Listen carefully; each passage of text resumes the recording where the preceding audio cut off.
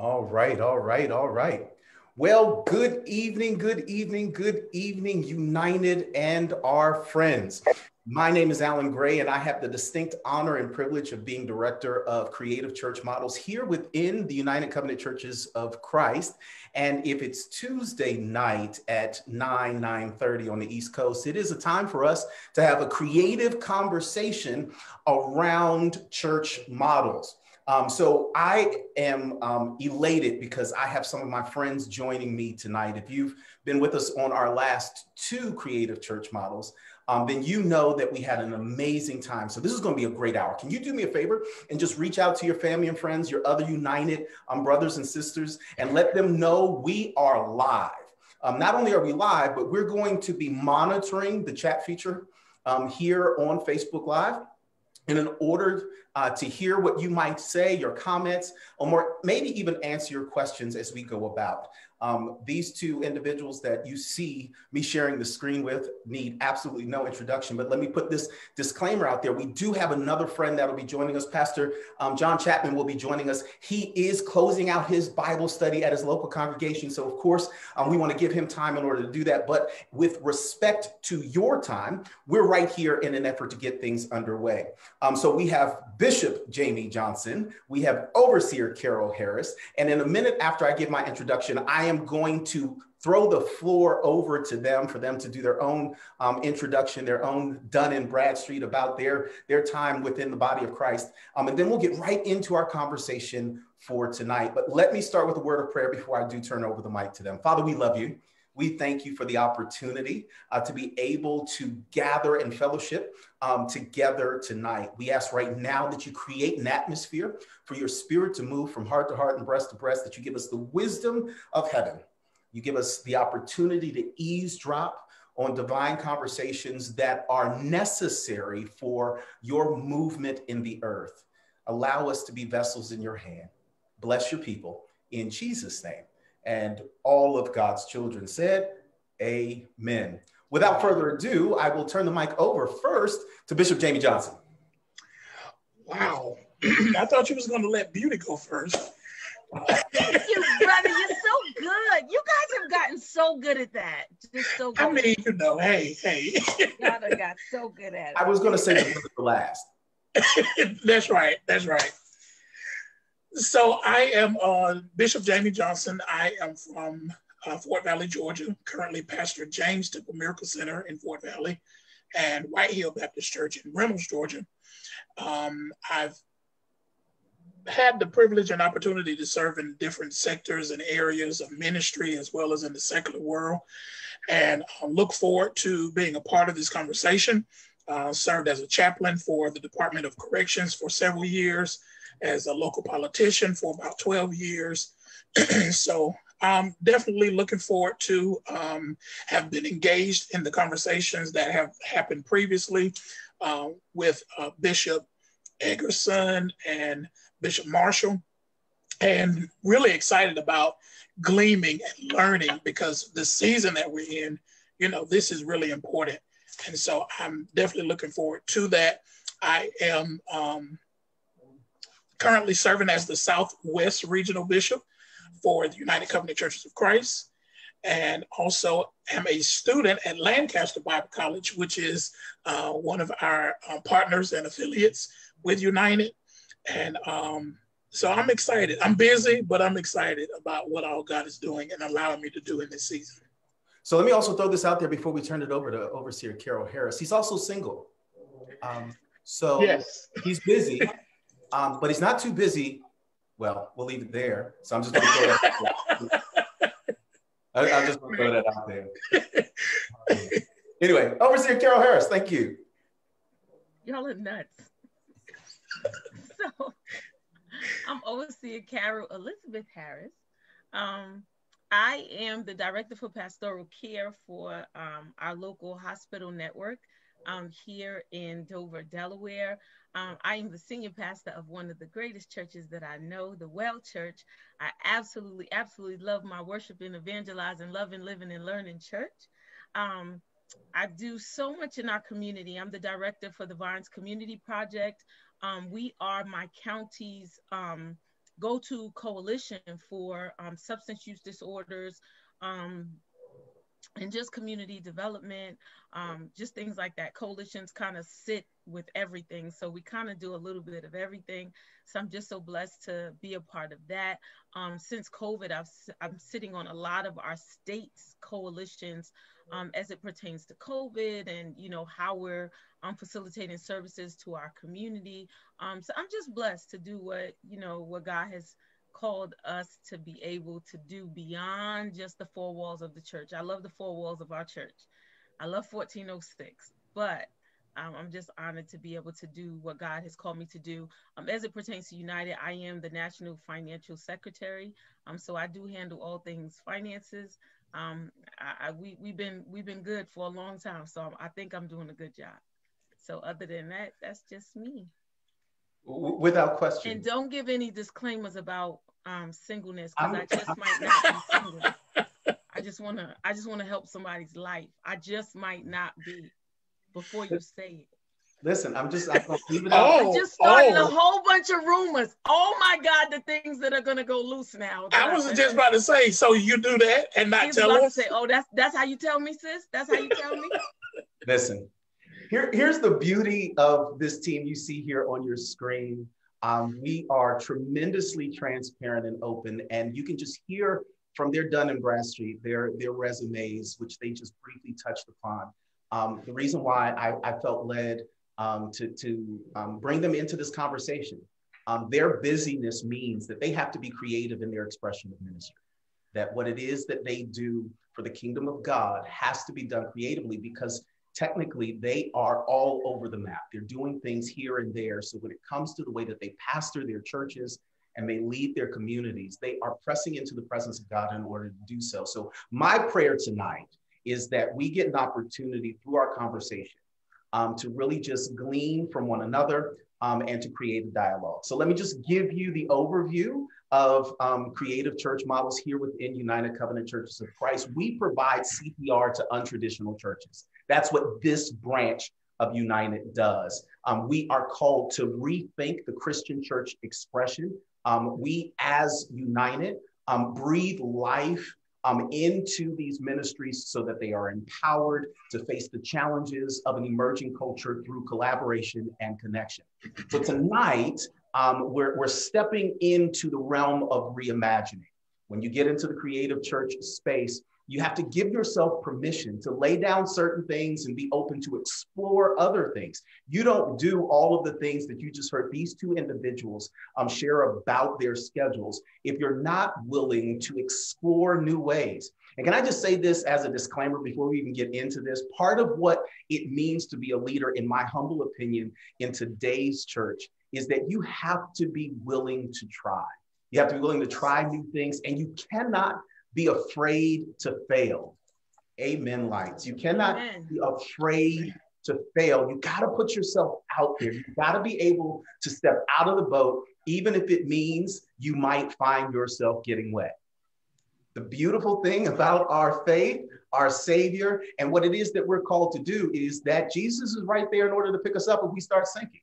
All right. So being creative does not mean that you just throw caution to the wind, but you also don't get so stagnant in the way that things have been that you're not willing to try and explore new things. So tonight we're reimagining. CCM provides the space and the ethos of United for ministries who are called to give a new or a different interpretation to many of the traditions that we grew up in. So today's leaders are called to rethink.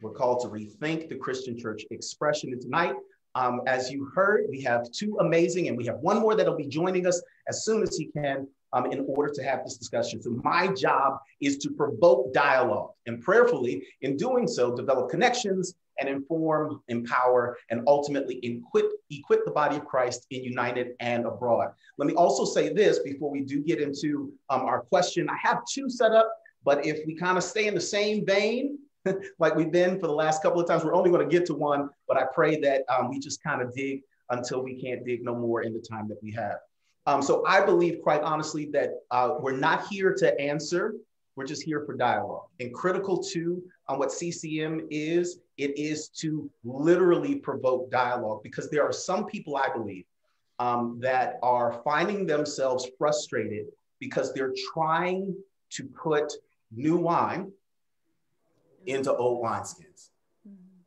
And I've kind of settled in my personal spirit and my expression of ministry that there was church before COVID, and then there's going to be church after COVID. And those two things are not necessarily the same. And right now we're kind of in the intermediate period. Yes. We're in that one page between the Old Testament and the New Testament. We get to be the blank slate. And what a privilege it is to be in leadership right now in transition. Do you know that if you have a calling on your life in ministry and you're finding that the old isn't quite catching its rhythm, and you're afraid of what the new might look like because how does that fit into the traditions? Can I tell you that frustration, that tension is right where you're supposed to be? That the kind of leader that God is calling right now is learning how to live in light of the tension, learning how to manage the stress, not eliminate it. This is not about, you heard their schedules. So this is not about eliminating stress. They're not spending their days on the beach. They're finding ways in order to make their schedules work. So that's what this is all about. It's about managing the tension to live in the stresses of what it's called to. Since Pastor John is joining us, I'll give him an opportunity to kind of get settled in, make sure that he can hear, because he just finished teaching, come down off that mountain so that we don't get hit by a moving train, right? and then he'll give his quick Dun and Bradstreet. Then I'll ask my one question. But let me just say this. One of the things that I've learned and love about working out is that if you're going to grow a muscle, you must be first willing to break it. If you're going to grow a muscle, you must first be willing to break it. And I think that what COVID has done, this COVID culture, is that it has shown us the value of the broken. And right now, we've got to deal with the stress of building it back up. So that's what leadership right now is really all about. And my proposition to you is that why not be creative in doing it? Because some of the stuff that we used to use, it just ain't gonna fit where we are. Pastor John, can you hear me, sir? Yes, sir. I can hear you loud and clear. Can you guys hear me? Absolutely. Welcome aboard, my friend. Thank you, sir. Listen, I apologize for my tardiness, y'all. Hey, we knew that was what was happening, and you got such a crazy busy schedule. We thank you for taking the time. Can you just give the folks just a 60-second overview of who you are, and then we'll dive right in. Yes, sir. So I am the pastor, the leader, founder of Win Church out here in Houston, Texas. We have a little small ministry, you know, nothing too big, nothing too fancy. It's just trying to do what God has gifted us to do in the best way that we can. We believe that God has called all people to win. No matter what your background is, no matter what giftings you may have, we all different. But one thing that is for sure and the same is that God, I know he has called all of us to win souls, but also to win in life at the same time. Praise God. Good stuff. Good stuff. All right. Well, let's go ahead and dive on in. We're about 15 minutes in. We're going to be done. We're going to be done on time. So we got 45 minutes in order to just kind of chop things up. When we first gathered, and I want to just send a shout out to Bishop Livingston, our presiding prelate. He's online right now. So thank you, sir. We also want to shout out our other panelists that joined us for the first two, Bishop Roy Marshall, as well as Bishop Eggerson. They did an amazing job. When we first gathered, the first discussion point was pretty robust. It dealt with mindset and models. And the question that we first introduced the creative church discussion around was, what was something that you believe that you no longer believe? That if we're going to move into a creative space, then we have to start acknowledging some of the places and the spaces, like I said a moment ago, that just don't fit for where we presently are, and truly we can't take to where we're going. The second time we got together was dealing more with a transparency question. It was dealing with confirmation bias. What is it, and how do our tendencies influence our ministries? And potentially, how could our tendencies that are informed and confirmed by the things that we do be counterproductive to the mission of the church? not necessarily the mission of your church, right? Because again, Right. confirmation bias, it lines right up with the way that you do ministry, but could it be counterproductive to the church? So it was a mentality of leadership question. So tonight's question, the third question on the table tonight, is a perception question. It's a perception question. So here's the question. We're going to open it up for dialogue amongst us. Who were the competitors in your last season? When it comes to ministry, your expression of ministry, remember my dividing line is pre-COVID, post-COVID. Who were your competitors in your last season? And how did you differ yourself from them? What did you do in order to make you stand out when you think about who it is that you were in competition with? Now, of course, hear me in the spirit. I'm not talking, you know, wrestling, but literally, what made you different than them? All right, it's open. Who wants to dive in first? Ladies first. Ladies first. I was just about to say the Y'all same not gonna thing. use that all night. I'm gonna just clear that up right now. So in our last season, pre-COVID, when I looked at myself, my challenges were, you know, one, our church was still in recovery. We had a lot going on. Two, the challenges to how we were already transitioning without the existence of COVID, how we were redeveloping, how we were reestablishing. There was a lot of going on, resetting, rethinking. There was a lot of re's going on. So prior to COVID, I think, you know, going into COVID, that's what gave us an edge. One of the, I always say creativity is bred from, it's bred out of necessity. So people aren't necessarily creative just because they're creative. They're creative because there's a need that arises that causes us and provokes us to think differently, that we can establish something different. We were already in that cycle. So going into COVID now, the challenge to what I was competing with was my own thought processes. So it wasn't a person, it wasn't another church, it wasn't another church model. I already knew we were going to look more different than we had ever looked before. Our name had changed, our location had changed, so much about us had changed.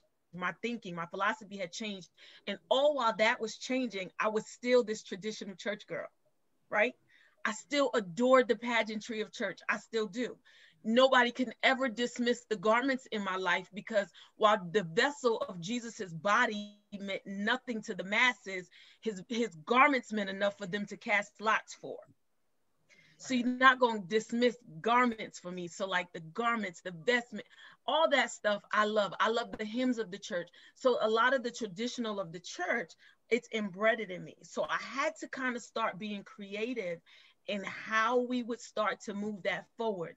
When the church left the building and it was just me going into the building on Sundays, you didn't have the opportunity to share thought with leadership anymore. You couldn't gather your leaders before church and say, hey, like I'm thinking about this. What do you think about this? You didn't have that capacity anymore. What the competition was literally, I really believe it was God saying, how long you gonna ask you before you ask me? Wow. See what happens when you give the mic up first? There's nothing left. When you give the mic up first, there's nothing left. I'm sorry. But that was my challenge. My challenge was that conversation with the Lord. How long you going to have this conversation with you before you decide you're going to have this conversation with me? Because you painting a pretty canvas, but when we going to talk about my color palette? Yeah. All right. So before I let you gentlemen dive in, or if you're anything like me, now get your thoughts together. One of the things that you said that I absolutely adore, I know it to be true because of our relationship, but I also know it to be true because it was very similar in our ministry as well. Just how before COVID hit, the necessity of stress and struggle forced me to be creative, and COVID is now giving me a platform in order to show it to others. Yes.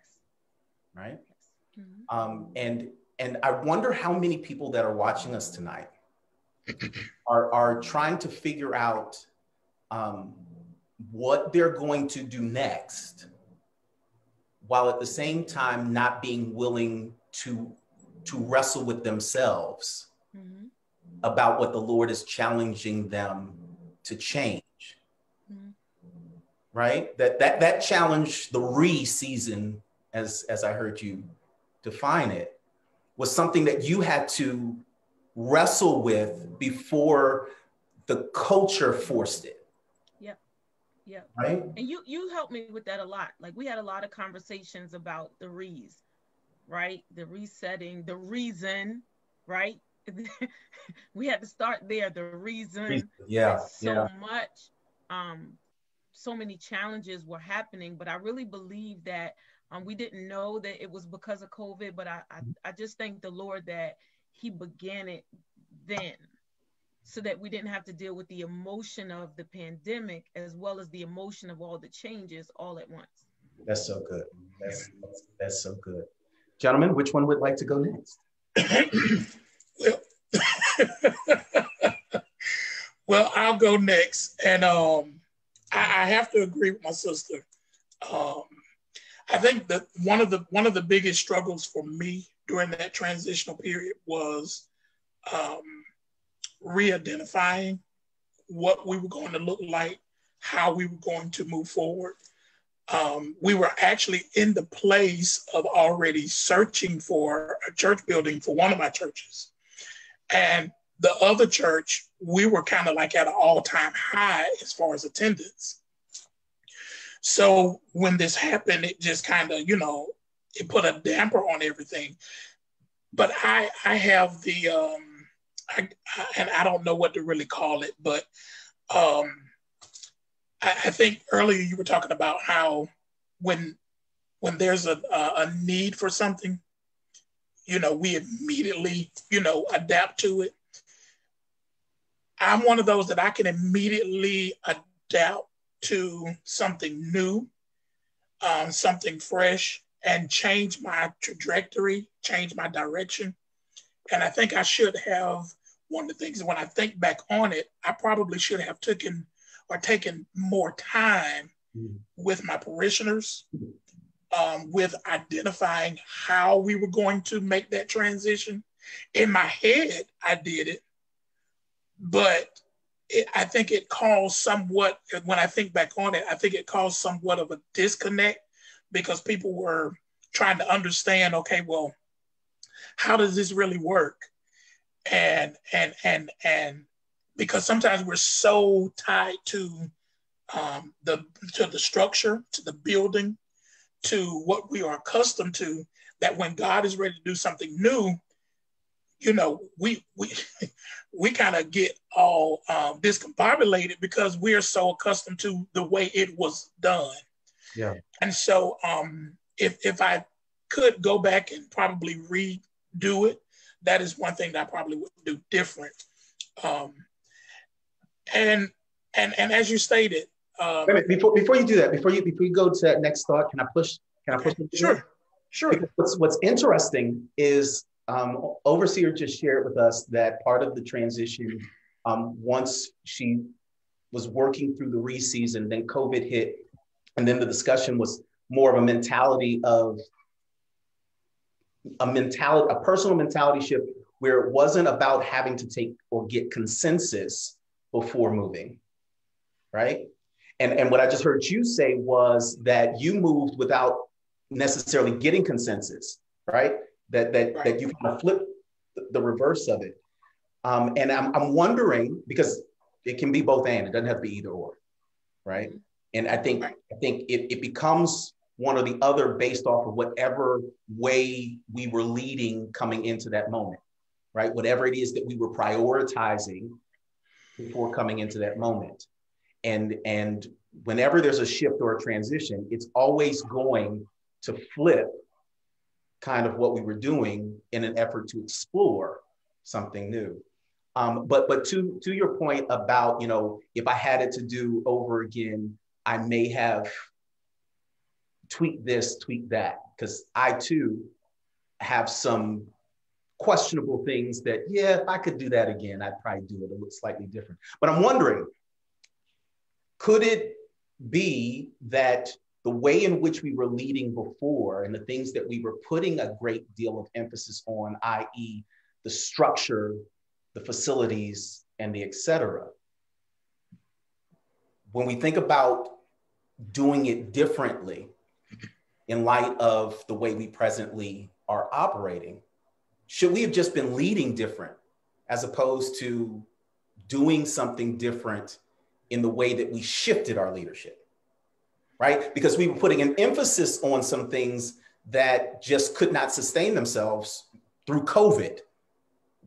My definition of truth is it doesn't change, right? God's truth remains the same and consistently. I know for me and our ministry, the idea that you have to do church in a physical space with a cathedral and a B. Hammond organ, COVID proved that's not true. Proved it wasn't true. Not to God, it was my truth, but it wasn't the truth. Mm-hmm. So I recognize that some of the hindrances that I regret was, I really regret the decisions that ever made that important. Yeah. Because it made the transition that needed to happen, kind of like what you did. Look, we need to move. And they're still holding on. Wait a minute, well that calf, what the golden, who, now I gotta explain why the calf ain't important. So could it be process that we regret? Or is it really the purpose that we would do differently? I think the purpose still would remain the same. I think the process from my perspective, the process would now have to change, because putting those emphasis on those things, we've realized those things never really made or break a church anyway.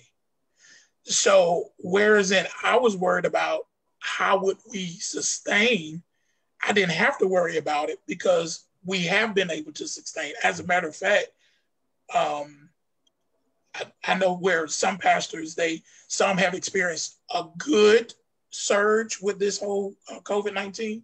Some have experienced not so good.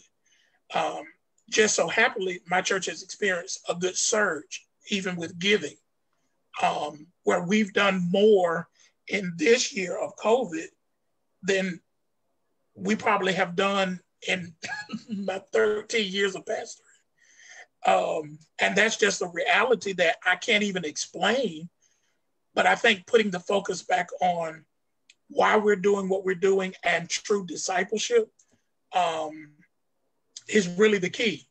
And not so much on the building and the Hammond and this and that and what we're going to sing. And it makes, even though it puts a little bit more work on us, but I think it's necessary work for us to sustain for a long period of time. So how would you define your competitor in that regard? Who or what would you say? I would have to piggyback off my sis and say that my competitor, becomes myself, because if I don't change my thought process, then I'm going to still try to do what I have seen someone else do. Yeah.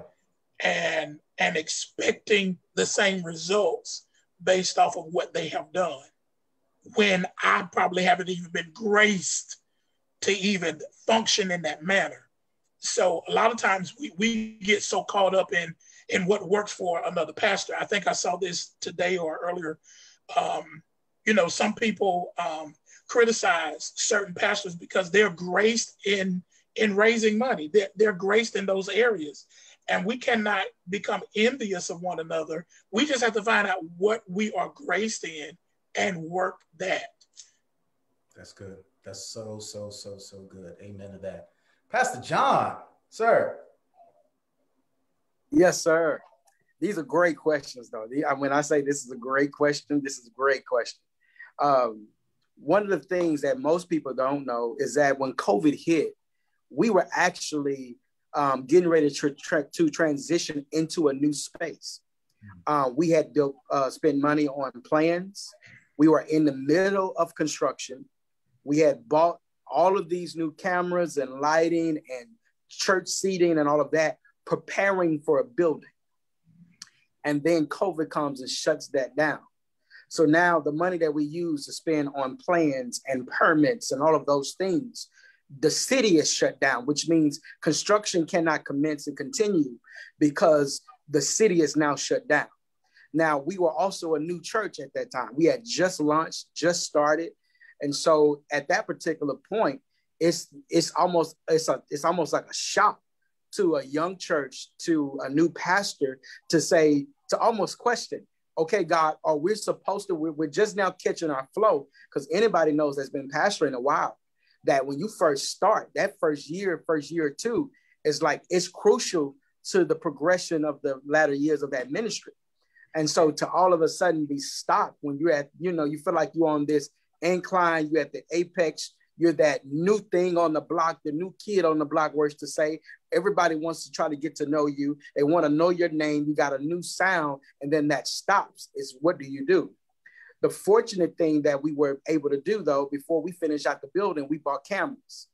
And what God showed me was that the thing that we needed the most were the cameras, not the building. I think the thing that I was competing, you said competitors, I think the biggest competitors that I had that when we were starting and as we began to progress was the model itself. The model of church is what I was struggling with, because being a millennial, somewhat, new school, but also old enough to be familiar with my predecessors in old school ministry, coming up in the Kojic church and all of that kind of stuff, knowing the traditional hood of ministry. Then, you're battling. So do I lean more to my millennial aspirations and enhancements, or, but I don't at the same time want to let go what I've always known to be church. And so the model for us was a complexity on how to do ministry. So God set me down one day when, right before we started pre-recording services, and then streaming live, because now we don't have a building to worship in. So I'm saying, God, how are we going to do church? Because we can't do church in the house because you don't want nobody to see your kitchen in the background. So how do we pre-record our services and still be effective? So God gave me something. He hit me like a ton of bricks when he gave it to me. He said, sir, what I'm challenging you in, and every leader, is your ministry operational system, your MOS. I need you to understand that your ministry operations system is outdated. It's antiquated. And there's something that's happening that the model is starting to shift. And if you don't move with the model, then you're going to be lost in time. So while we were all concentrating and happy about a building, God was trying to show us a model that the church has now become that we were not seeing because we were too focused on brick and mortar. Then a part of that system, he said, okay, I need you to see that I'm introducing a new model, and there's nothing wrong with this new model. It's still me. He said the next thing that he was challenging now is the method. The methods of our ministry had now adjusted itself, and it already started to happen, but nobody embraced it. And you know how like your laptop does. Sometimes our smart devices, our smartphones, and our computers, they'll have upgrades that are download in the background on the system itself. But in order for it to be installed, it has to now shut down or restart in order for those upgrades to take place. So I believe what COVID for us was God literally shutting us down for the upgrades that had already downloaded within the church, that had already been there the whole time. In order for them to take full effect, we needed to be slowed down long enough so we could recognize and see these upgrades, see these restarts come to play. And that's what I believe it allowed us to see. Then the last thing that he said that we were challenged by was movement. We were trying to remain in a function and a flow that God was no longer sitting in. And it's a frustrating thing when you're trying to look for growth and you're saying, God, where are you? And God is saying, I'm still here. I'm just not where you left me. I'm not where you last were. You're still looking for me in the brick and mortar, but now I'm on digital platforms everywhere. You're still looking for me to be in your building, and that's fine. But there's a people that I'm trying to reach that will probably only see me on Facebook, that will only probably see me on Instagram. And so what I need you to do now is be open-minded enough and get with the movement. The movement doesn't mean that you're stepping out of my will and becoming conformed or contemporary. I don't want you to become so concerned that you're becoming so contemporary and up to date that people are going to perceive you as being too carnal minded. I need you to see that the movement has changed, the method has changed, and it's okay for the model to change. Because when the model, if you can be okay with all those three things, then you'll see the manifestation that you've been praying for. So I think my competitors was our model, our methods, and then being okay with the new movement that had already transpired. Y'all, he gave us 3 M's. He gave us 3 M's. He did. Yeah. Come on, sir. You know, he just got out of Bible study, so we bless him. We bless him. So if you're taking notes, I hope you got all 3 of those. Yeah, I had to write them down. Now I'm going to use them. Did you get it? So y'all make sure y'all send him an offering when you do use it. He's so crazy. Here's something, and Overseer, I see your brain moving. So I'm about to come over to you again.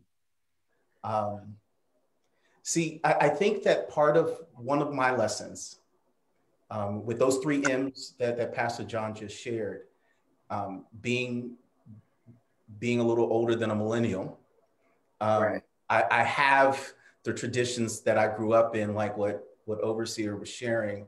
But I think that part of what Generation X has always been challenged to do is bridge those gaps. I'm old enough to remember when TV went off. Right. I'm old enough to remember when 9 to 5 was Monday through Friday, and that was it. You know, right. Where cell phones were a luxury, where pagers had codes and things of that nature. But at the same time, I'm also young enough to completely understand downloads in the background of our devices, and that sometimes you have to kind of shut down in order to restart, and you start afresh. Right. And the phones that we use, I remember a rotary phone. And now literally everything that I do is on my phone. So I think that the models advance, but the message stays the same, right? And I think the message is the traditional thing that we hold on to. But we do have to now start, this is a perception question, right? The competitor piece. And we've talked about the mindset and how we ourselves were sometimes the biggest challenge or impediment to what it is that God is calling us to do. I think what I'm holding on to is the strength of the message. Yeah. Jesus Christ. Hallelujah, Jesus. While simultaneously being open enough to step out of the boat and see if the water's wet. Right. We said this at the beginning, and I'll challenge this again. Listen, I still trust Jesus, even though I'm not afraid of swimming. Come on. Because I'm confident in the fact that if I get wet, he's going to rescue me. What I've learned at this point is that I'm willing to step out and fail, because that's what redemption is for. Going back to Overseer's re-season. When you go through a re-season, then you have no reason not to try it. Especially if what Bishop shared with us, the definition of insanity is to continue to do the same thing you've always done and expect a different result. Bishop was literally, he just took on an additional church right before COVID. He was just getting into his rhythm. Right. And the Lord, he put us all on timeout in an effort to reconsider that. Look, most of the things that we were doing, we were saving the saved. We're swapping fish from fish tanks. We weren't fulfilling the Great Commission. Not at all. We weren't reaching beyond, because again, our mindset said, look, we got to stay right here in this box. And the Lord's like, man, I left that, well,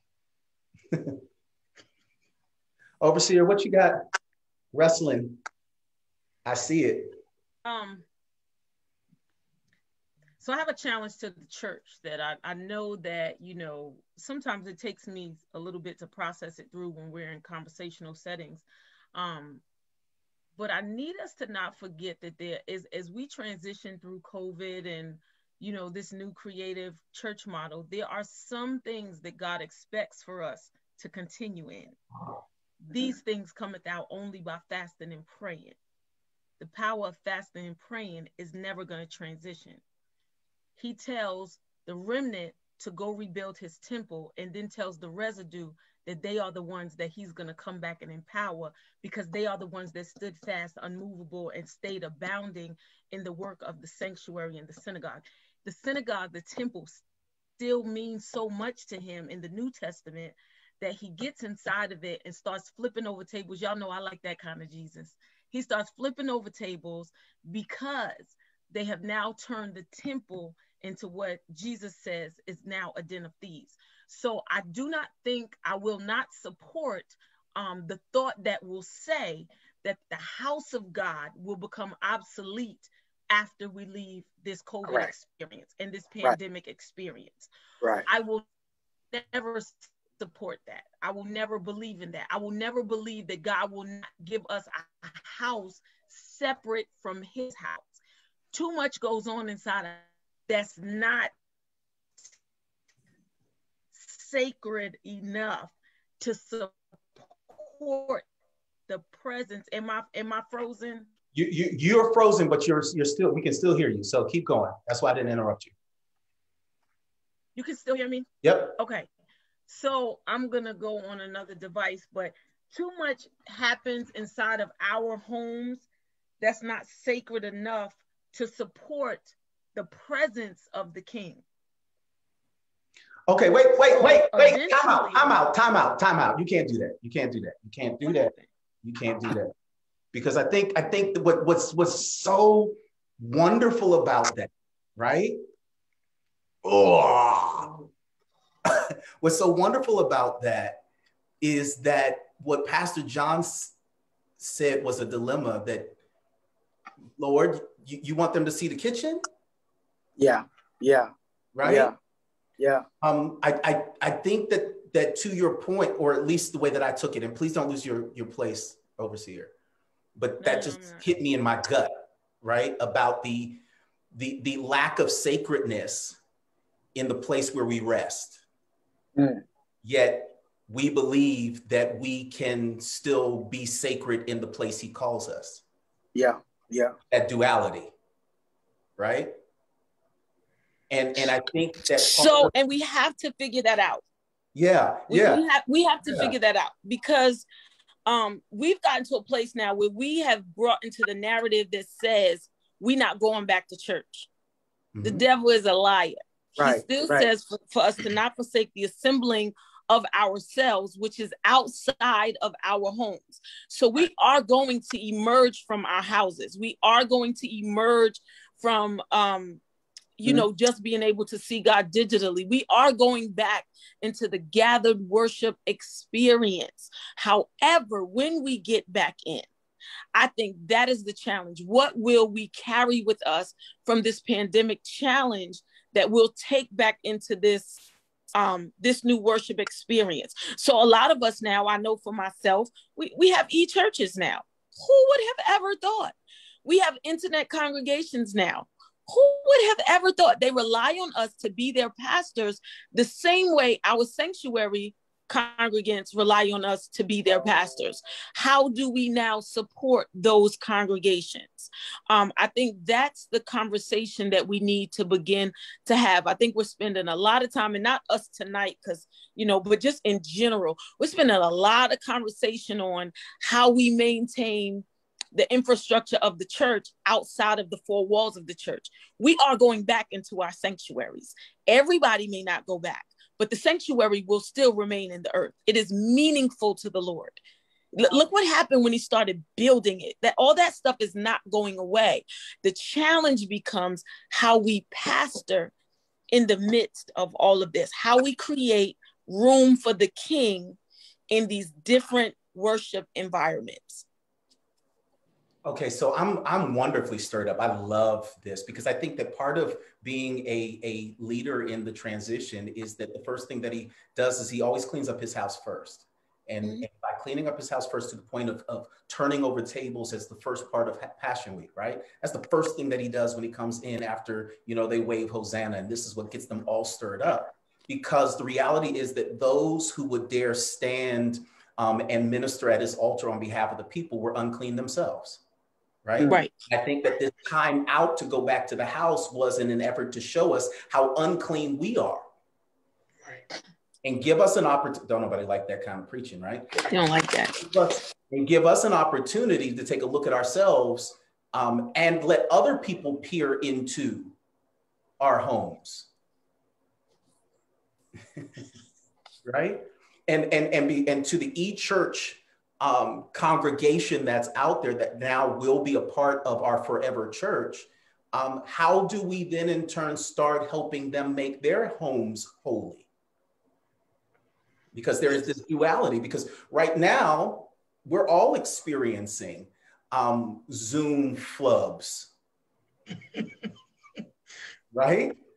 Where we're not, where that sacredness of these moments is not translating itself fully through this manner, because we've gotten this mentality where technically you only have to be dressed from the waist up.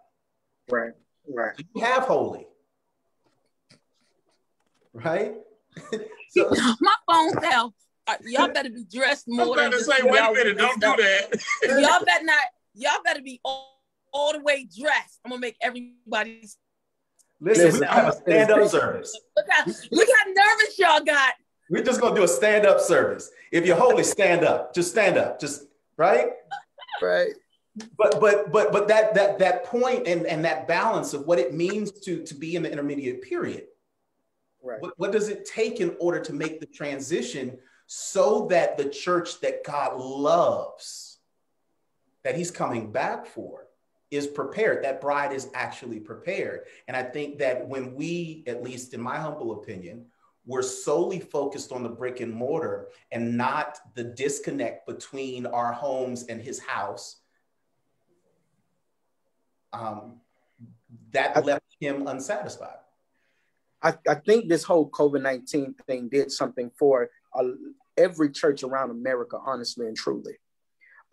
Because for a long time, and I don't know, we have built this mindset that until I am able to be in a building, until I have this gorgeous facility, that the facility itself is what validated the call or the anointing on one's life.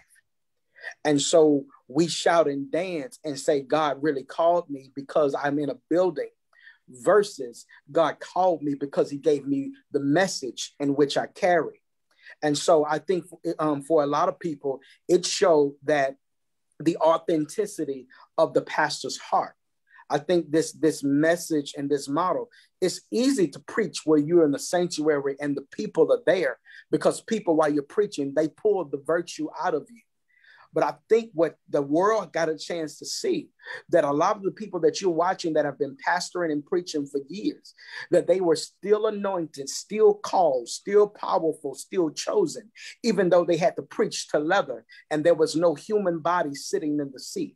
Because I just believe that I can still be powerful. We can still be effective in our ministry, even through digital airways, because I can be in the sanctuary and still feel as anointed. So I think a lot of people are needed to understand that the spirit is not just a spirit because I'm in the building, but the spirit is the spirit because that is the thing that we possess. And through the word is how we connect, how my spirit identifies with your spirit, how, through worship and all of that good stuff. Can I give a little bit of a pushback? Because, and Bishop, I'm coming right back to you, so please don't lose your point. But I think that to your point about how virtue has been on display, right? Mm-hmm. It's also been on display for those who don't have virtue. Yeah. But at the position, right? Come on. Who have manipulated the atmosphere. Yeah. And taking advantage of the platforms. Right. The moment that they didn't have somebody physically talking back to them, they didn't have anything to say. Exactly. It just literally fell flat. So I think that this was, to your point about what it's done for the church and her leadership, is that it's done a sorting. That if you need somebody to talk back to you for you to talk. Come on. Mm-hmm. Come on. If you need call and response in an effort to feel your calling, to motivate your calling, to express your calling, then there's a good chance you were whistled at, you weren't called. That's true. Right? You know, I believe somewhere it said, you know, the scripture brought him into a dead valley and asked him, can these dead bones, right? Leave. And he had to preach to bones. Dead bones. Come on, man. Right? And too many of us need live bodies in an effort, but we're supposed to restore the dead. Yeah. Come on now. Come on now. But we are, and I think that to that virtue piece, I think that this is a wonderful proving ground for what leadership looks like. I'm sorry, Bishop, I stepped on your moment. Oh, no. You're fine. You're fine. I was actually going to touch on that because it takes us back to recentering ourselves and knowing why we do what we're doing. That we're not congregating to say how many I'm running, doc, or how much offering I done raised this week, or what how many engagements I have received. We had to, this place of COVID actually had to recenter us as pastors, first of all, because we had to get our mindset on what it is, what are we doing?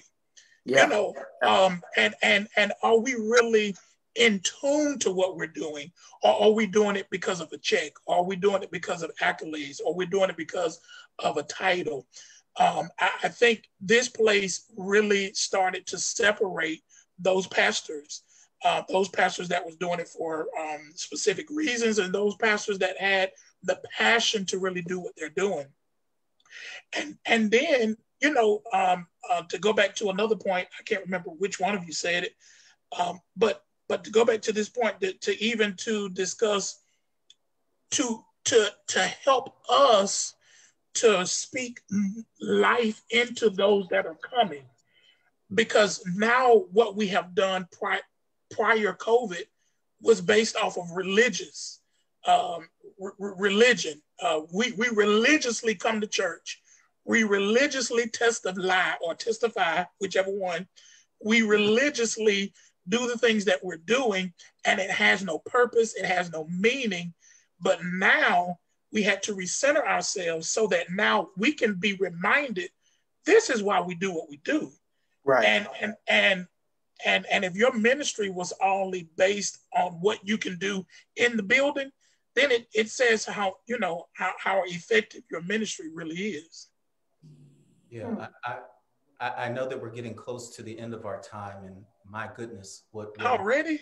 Isn't that amazing? Just when you're getting into a good rhythm, it's almost time for us to go. But let me just kind of throw this out there. First of all, just as a promo before we do close out, in 2 weeks, this team is coming back, and we're going to go to the fourth question. I'm not going to preview it tonight, but this team is coming back. So if you've enjoyed this, then I'll challenge you to mark your calendar in order to be with us, because we've enjoyed one another. But also in the comment thread, we'll continue the conversation even after we finish tonight. So if you have questions, comments, or would like to know more information about United, then please feel free to let us know. But regarding the idea of this competitor mindset, right?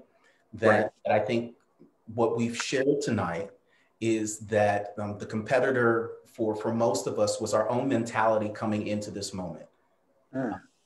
And, you know, I can say that like that, not just because of what has been shared tonight, but when you're doing a building against building comparison, the Spirit of the Lord was already kind of nudging us in a direction that, you know, you might want to be ready for something that's coming. Right. Right. You know, so the thing that we need to stay true to is the message of Jesus Christ, because in that he builds his church. He said, if I be lifted up, I'll draw. And that's what we hold on to. And some of these other things, you know, they change based off of the generation and the season and the time. but he's still coming back for his church, and it's our job in an effort to make sure that we hold on to the foundational things that are in his word. But I'm excited because what I think I'm hearing in concert is that we need to work on our mission, the why, the re-season, the mission behind the church itself. And I can say that what the Lord has been challenging me to do in thinking creatively is seeing how much of a hindrance I have been in the way that I think and the expression that I've been given to his mission in order to continue his work well beyond me. Right. Right. What do I hand off? How do I hand this off? And am I doing it in such a way? And part of what this has done as from a leadership perspective for me, from a competitive standpoint, outside of the mentality that we've talked about, is that now most of us go live around the same time on Sunday. Come on. That's a whole nother thing all by itself. Most of us go live around the same time. A whole nother thing all by itself. So now, even though many of our churches are pretty solid, we have to be honest that most of our attendance is not the same. Right? They'll dabble us for 5 minutes, and then they'll go see Bishop Jamie, and then they'll go see Overseer Carol. You know, they'll smorgasbord. Now our churches are still strong and growing, but what it's done, at least for me, from a competitive standpoint, is to be really efficient about my time, which means that I have to spend more time talking about Jesus than anything else. Right. I got to stay true to the foundations of what the church authentically is in the time that I have, because there's a good chance that, you know, they're going to, that's my clicking the remote, they're going to flip the channel, right? So we've got to do the strengthening elements of our church is how true are you to the mission of what it is that he said that we're supposed to be building. Overseer, there's something when we watch debates. I'm muted. Can you hear me? I hear you, John. Carol? Okay. I saw both of you. I'm sorry. So go ahead, Pastor Chatman. I'll wait. Oh, no. I was just saying, if you ever notice when we watch the debates, when, you know, the presidential elections and all the political elections and all of that, there is something that everything that is said on that platform, once that platform is going down, they immediately go online and get on social media, and they start putting what they call fact checks. And one of the things about this creative model is we can no longer hide behind the regurgitation of information that we've heard from so many people, you know, only regurgitating what we've heard out of tradition, but not actually preaching what we studied and known to be true. And that's another thing that I think this creative model of digital church has allowed, because what it's done now is separate the knowledgeable and the people who are actually studying to show that self-approved. If you don't study to show yourself approved, the people who are watching you on Facebook and YouTube, they're going to make sure you're approved, because the difference is now I can leave your stream and go to Google what you said and find out if it was true or not. And put it in your chat. And so I think it's brought another level of accountability. People are no longer in this modern narrative of church now, are no longer concerned how well you can hoop, how well you can scream. I know you can squall and close, but is your content correct? Right. And so, you know, I know we got a lot of Facebook churches and a lot of digital churches now that are starting, but you're in a more, you know, dangerous place now than we were when we were in physical buildings, because if you're spewing something that the word doesn't say or didn't say, we can now call you out more quickly. And it doesn't even have to be the people who are your members.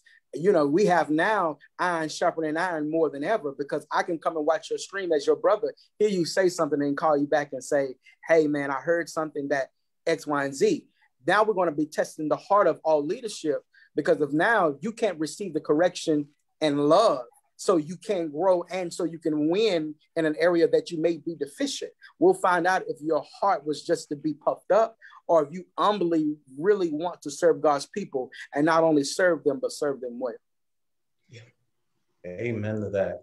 Amen to that. Overseer. So what I was going to say, it lines up with what Pastor Chatman just said. You know, when we talk about where we are right now contextually, and as it pertains to our content, we are being tried on the quality of our words. So I talk a lot about my re-season, right?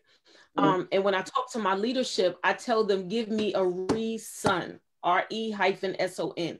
Give me a reason why we are doing this, right? So if we can't trace it back to Jesus, if you can't, and when I say that, I don't just mean let's have a competent conversation about it. The competency of your conversation is going to come with how much biblical information you pull. So when I'm telling you, give me a reason, we're going to have a theologically sound conversation on why we are still doing it this way. Why must we still do it this way? How do we transition this, but still keep the principles that Jesus intended for us never to lose? So, like right now, we're on the road to Pentecost. I don't think I'll ever pastor a church that I will not put on the road to Pentecost. Why? Because Pentecost is too important to the existence of the church, right? So we're not going to dismiss Pentecost, but we're going to rethink how we consecrate on our journey towards Pentecost, right? So for years, we emptied our plate. We turned over our plate, right? But we didn't teach our people that when you turn over and you empty a plate, you got to fill back up the plate with something else, right? So we weren't having those kinds of discussions. Those are the type of, that's what I mean when I start talking content and context. If we're going to resend, come let us resun together. Right. We're not coming to rationalize anything. We coming to resun it. Let's resun it. What does this look like when we put God back in the picture? When we put God back in the equation, when we put Jesus back in the equation, what is this going to look like? So as we, for the next conversation and we start to resun this in the next conversation, how do we put God back? How do we put Jesus back? I know we keep talking methodology and we keep talking about this digital generation, but I was in a meeting tonight with our police advisory committee, and the dialogue that we had was, it doesn't matter how much technology we have, we're still missing something. There's still major demographics that we are not reaching with the level of the information that we think is pertinent to our communities and to our churches. So I don't care how wonderful we got. I don't care how much Zooming we doing. I don't care how magnificent this new digital church age looks. She is still deficient if we don't resun her. Right. Yeah. Yeah. Well, ain't nobody gonna say nothing behind that. Stop it. I totally agree with you, Overseer Harris, because one thing that we saw coming into this was a surge of everybody had an abundance of people attending their virtual worship experience. And now, if you look at those trends, not just at my church, but at everybody else's church, those trends are now slowly coming back down. And so we have to continue, as you're saying, continue to find reasons to make sure that we're putting the message out there and keeping the message pure, not contaminating it, not putting our own twist to it, not adding our own fluff to it. I am one, I grew up in a Pentecostal church. So the Pentecostal flair, the Pentecostal flavor is what I'm accustomed to.